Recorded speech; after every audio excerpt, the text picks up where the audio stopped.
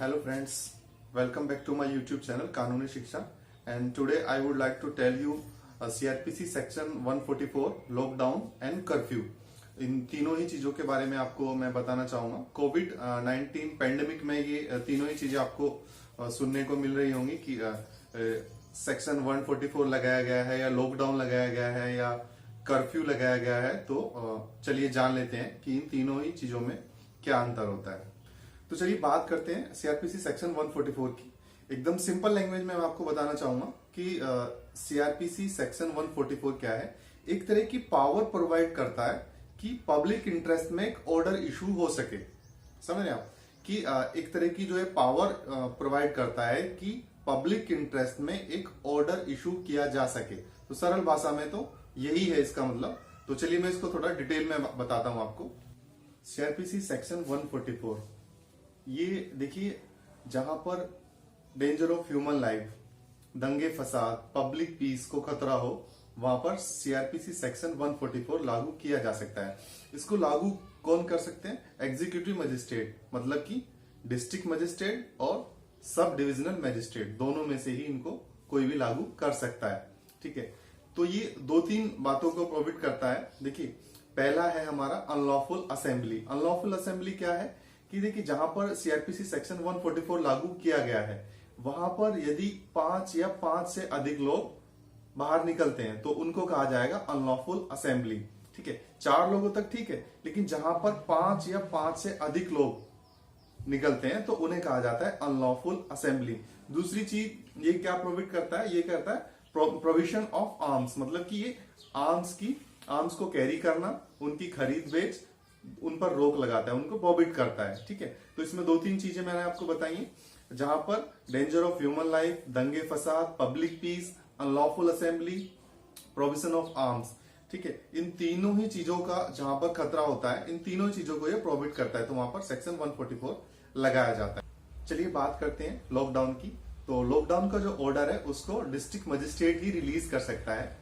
CrPC section 144 की तरह ही unlawful assembly और प्रोविजन आर्म्स को ये कैरी करता है। उसके साथ साथ फ्लाइट्स, ट्रेन्स, पब्लिक ट्रांसपोर्ट के जितने भी मीडियम होते हैं ये उन्हें शट डाउन करता है। ठीक है, तो इसका जो मेन ऑब्जेक्टिव जो होता है लॉकडाउन का, वो क्या होता है कि ये मूवमेंट को रिस्ट्रिक्ट करता है, पब्लिक ट्रांसपोर्ट को रिस्ट्रिक्ट करता है, मतलब एक दूसरे इधर उधर जो मूवमेंट हो रही है उसको बंद करता है। ठीक है ना, लेकिन लॉकडाउन और सीआरपीसी सेक्शन 144 में जितनी भी एसेंशियल सर्विसेज होती हैं वो चालू होती हैं, और ये स्टेट पर डिपेंड करता है कि वो किन किन चीजों को एसेंशियल सर्विसेज में मानता है, किन किन चीजों को एसेंशियल सर्विसेज में नहीं मानता है। जैसे ग्रोसरी शॉप्स, दूध की दुकान, बैंक, हॉस्पिटल्स, ये सब चालू रहती हैं, लेकिन इनके लिए क्या है कि एक फिक्स टाइम डेडिकेट किया जाता है कि जैसे कि 9 से लेकर 5 बजे तक या 9 से लेकर 6 बजे तक आप इन सर्विसेज को अवेल कर सकते हैं।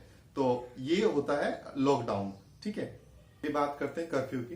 देखिए, ये कहा जाता है कि जब किसी स्टेट में दंगे फसाद, public health, public safety risk पर हो तो कर्फ्यू लगा देने से सिचुएशन कंट्रोल की जा सकती है। कर्फ्यू में क्या है, बहुत सारे स्ट्रिक्ट मेजर जो है वो अडॉप्ट किए गए हैं। ठीक है, लॉकडाउन में क्या मेन ऑब्जेक्टिव क्या था वहां पे लॉकडाउन में कि मूवमेंट को रिस्ट्रिक्ट करना, लेकिन यहां पर कर्फ्यू में क्या है मेन ऑब्जेक्टिव कि लोगों को अपने घर में रखना। मतलब कि अगर आपको अपने टेरिटरी से बाहर निकलना है, अपने घर से बाहर निकलना है, तो उसके लिए क्या है, आपको पहले पुलिस से परमिशन लेनी होगी। ठीक है, तो लॉकडाउन में क्या है कि बहुत सारी एसेंशियल सर्विसेज चालू रहती हैं, लेकिन कर्फ्यू में क्या है कि बहुत सारी एसेंशियल सर्विसेज को बंद किया जा सकता है। जैसे कि बैंक बंद किए जा सकते हैं, पेट्रोल पंप बंद किए जा सकते हैं।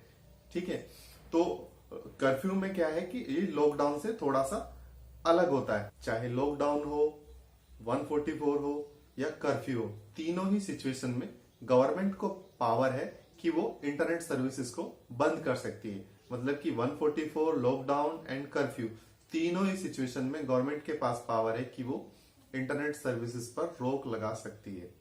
चलिए बात कर लेते हैं पनिशमेंट की। मान लीजिए कि आप अनलॉफुल असेंबली के पार्ट थे और आप अपने 10-12 दोस्तों को लेकर बाहर निकल जाते हैं जहां पर 144 लागू होता है। तो वहां पर गवर्नमेंट ऑफिसर आपसे कहते हैं कि जी नहीं डिस्पर्स कीजिए और आप उनकी बात नहीं मानते, तो ऐसा करने पर आपके खिलाफ आईपीसी के सेक्शन 188 के तहत कार्रवाई की जा सकती है, जिसके अंतर्गत आपको 6 महीने की जेल और फाइन इम्पोज किया जा सकता है। चलिए अब बात कर लेते हैं दो ऐसे सेक्शंस की जो इस पेंडेमिक से काफी रिलेटेड है। सेक्शन 269 एंड सेक्शन 270 जो पब्लिक हेल्थ से रिलेट करते हैं।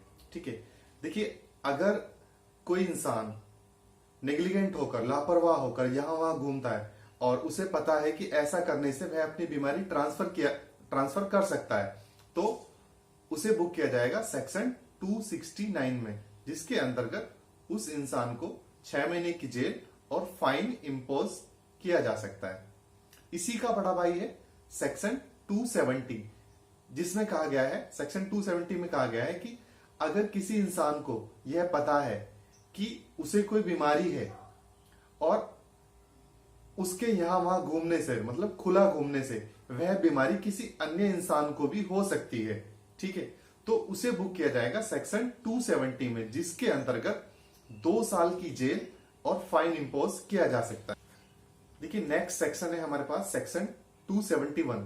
मान लीजिए किसी इंसान को क्वारंटीन फैसिलिटीज में रहने के लिए कहा गया है कि आपको इसी फैसिलिटीज में रहना है, ठीक है, उसके बाद भी वह इंसान उस क्वारंटीन फैसिलिटीज को छोड़कर चला जाता है, तो उसको बुक किया जाएगा सेक्शन 271 में, जिसके अंतर्गत उस इंसान को 2 साल की जेल और फाइन से इम्पोज किया जा सकता है।